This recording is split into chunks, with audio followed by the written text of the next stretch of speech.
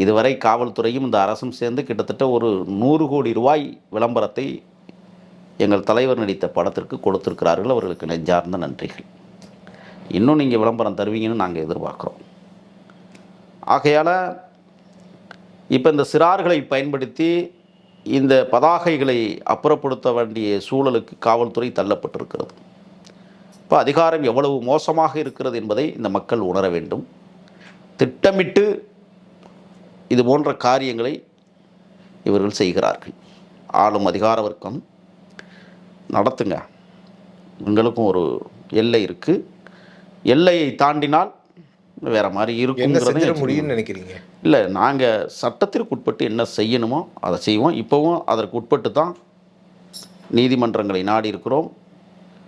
அத்துமீறுவது நாங்கள் அல்ல, அத்துமீறுவது காவல்துறையும் அதிகார வர்க்கமும் அத்துமீறி கொண்டிருக்கிறது.